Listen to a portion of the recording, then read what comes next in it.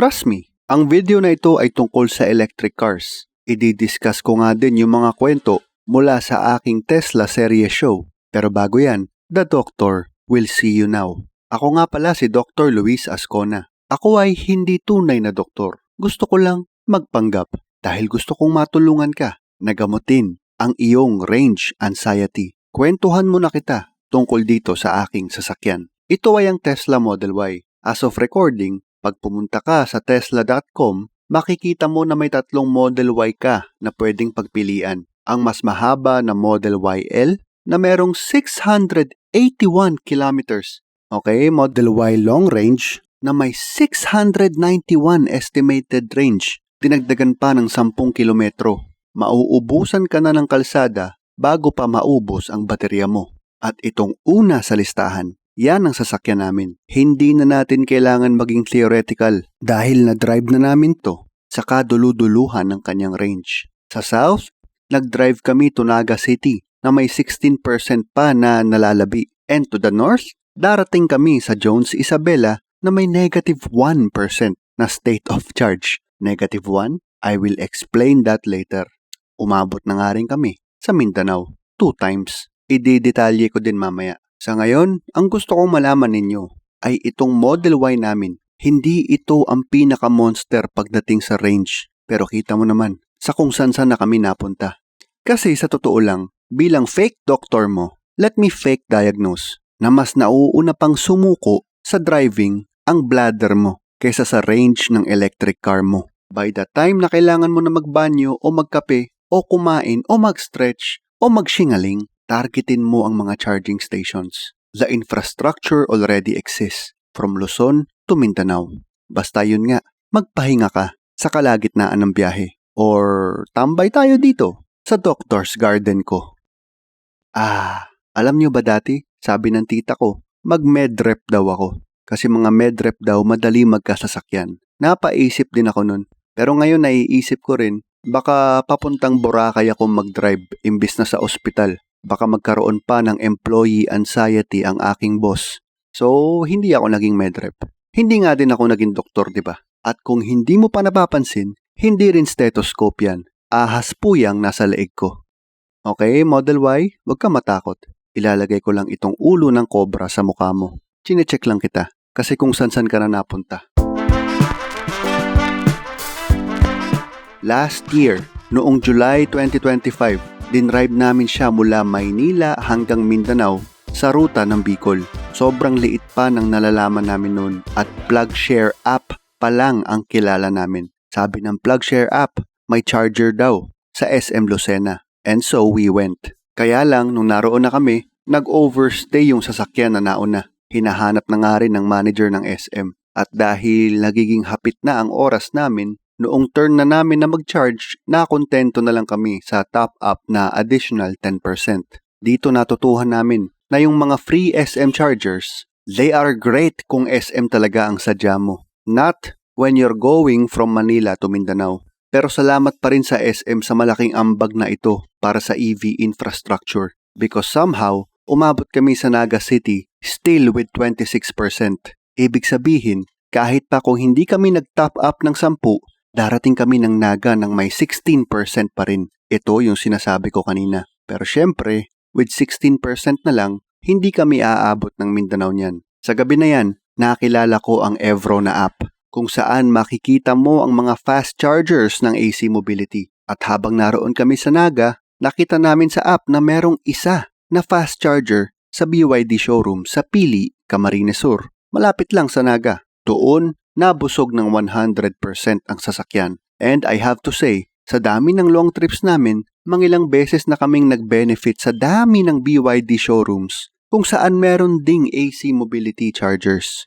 Hindi ako medrep ng kahit anong brand na binabanggit ko dito. Hindi ako sponsored. Kahit ng Tesla. Tesla does not hire content creators. Ako ay fan na fan lang talaga. So again, none of these brands sponsor my messages here. Pero mula sa gabing yun, naging top priority app ko ang Evro tuwing long drives. Although interesting din ang Solarius. I'll talk about that later.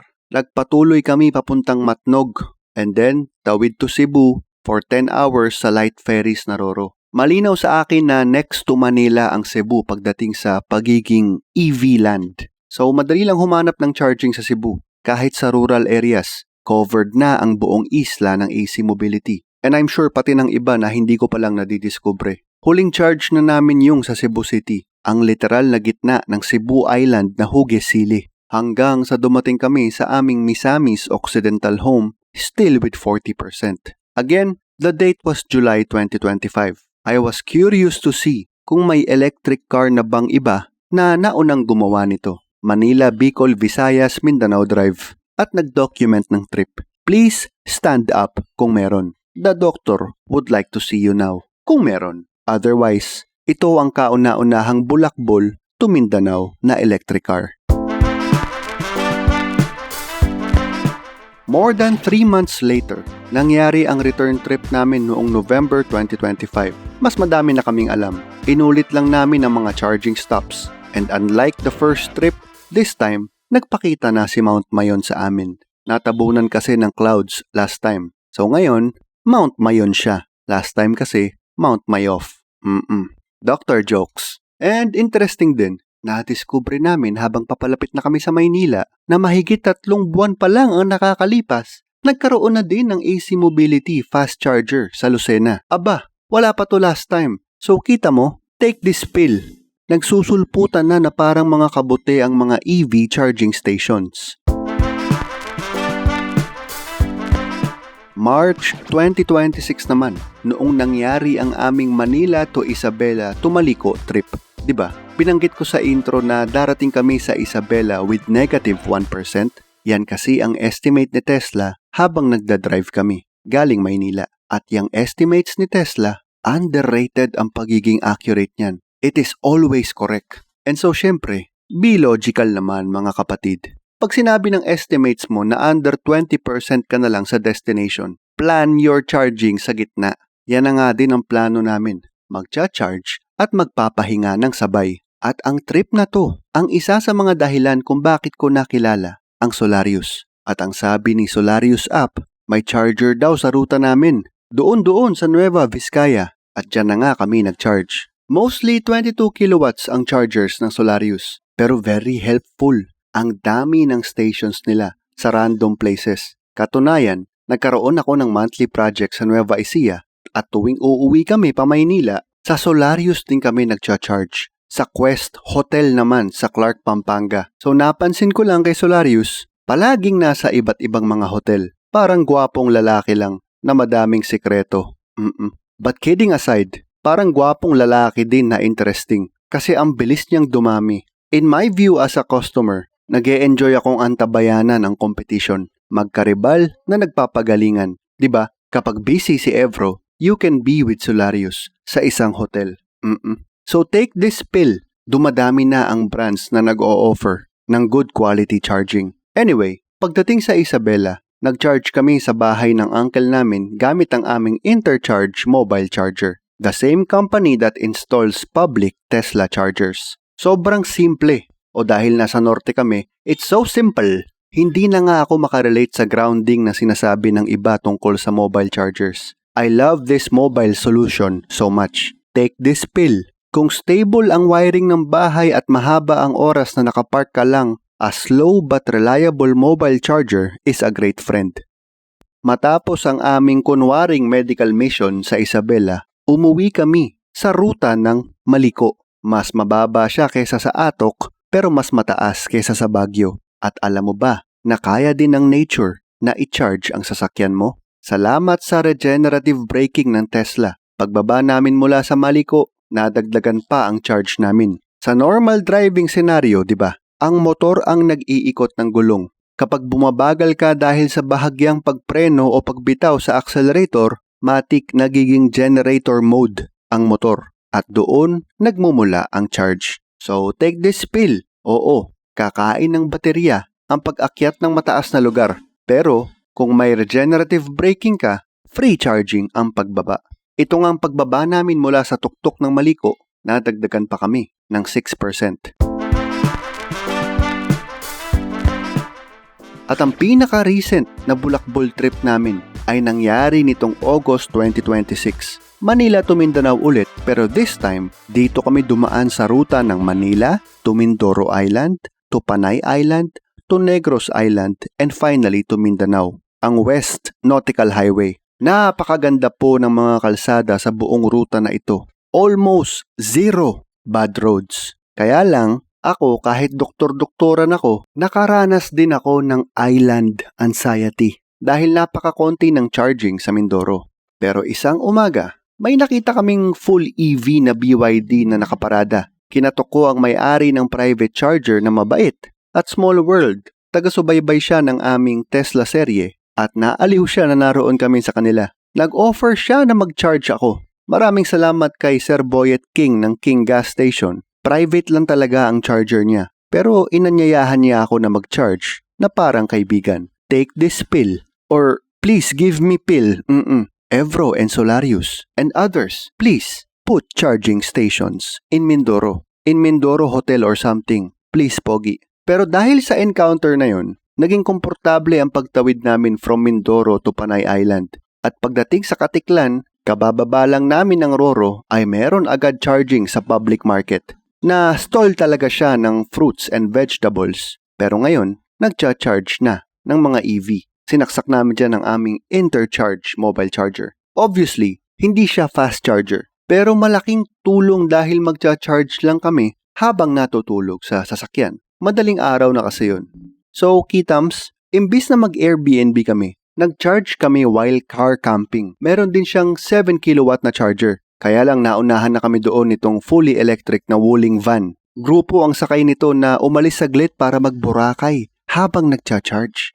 Let that sink in. Sila po ay nag-Boracay saglit habang nagcha-charge. So take this pill. Huwag ninyong i-underestimate ang helpfulness nitong mga chargers na hindi fast chargers. You live while charging. Ang ibig ko sabihin, you also plan something else when you plan to charge sa isang stasyon na hindi fast charger. 85% na ang aming state of charge, more than enough para i-drive ang buong Triangle Island ng Panay at tumawid ng Bacolod, kung saan merong Ayala Mall kaagad at may AC mobility kaagad. Fast charger. 30 minutes lang mapupuno na kami. Nagkape at banyo lang ako. Tapos na. Yun na ang last charge namin. Bacolod. Makakauwi na to sa aming hometown sa Misamis Occidental. Again, my dear patients, ginawan ko ng YouTube show ang mga trips na yan sa series na tinatawag naming Tesla serye. Just Google the term Tesla serye, mahahanap mo kami. Doon ay malalaman mo na hindi talaga ako tunay na doktor. Kung medyo hang up ka pa rin sa aking intro, makikita mo ngayon na wala din akong pantalon.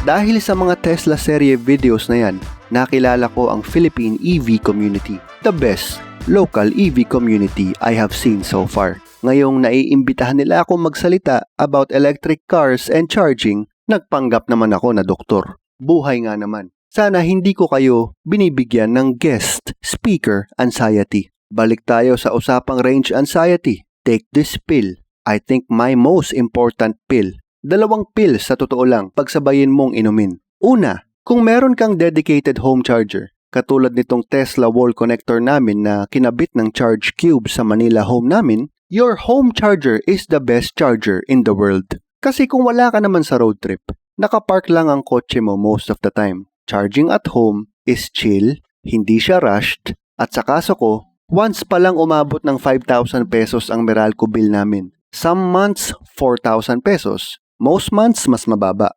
Sa Mindanao nga, diba? Mobile charger lang ang gamit ko. Mas mabagal pa yan kaysa sa wall connector. Pero ang reality kasi, unless taxi driver ka, mas mahaba ang oras na nakapark ka lang. So, might as well charge. At ang pangalawang pill ay para sa mga nakakondo o apartment na walang home charger. Good news, dumadami na ang fast chargers sa area mo. I would not be discouraged kung wala akong sariling home charger. Katunayan, nagkaroon kami ng Meralco issue at nag-fast chargers lang kami kaya alam ko rin to. Sinuyod namin ang lahat ng Tesla superchargers at nadiskubre ko na hindi naman pala hassle ang pagkakaroon ng electric car kung wala kang home charger. Katunayan, bibigyan ko kayo ng halimbawa. Nakita ko na kung gaano kalaganap ang Tesla sa Hong Kong. Isang lugar na karamihan sa mga tao ay walang sariling lote at panay public charging ang gamit. So you see, in my case nung nagkaroon kami ng Meralco issue, 30 minutes of fast charging will give you 1 to 2 weeks of city driving, depende sa gamit. And remember this diagnosis, mas mataas ang range anxiety sa mga tao na hindi pa nakakasubok. Welcome to the future. Alam mo, sa ibang bansa nga, self-driving taxi na ang pinag-uusapan. Pero ibang uri ng anxiety na yan. Tsaka na natin yan gamutin sa susunod na bisita sa akin ng mga clinic. Sa next na bisita mo sa aking clinic. Yun na ang aking time para dito sa ating electric cars and solar masterclass. Sana natulungan ko kayo. Range anxiety? Hindi. Range anxiety. Bago ko kayo bitawan, pwede ba akong mag-I love you sa inyo sa penmanship ng isang doktor? Love you!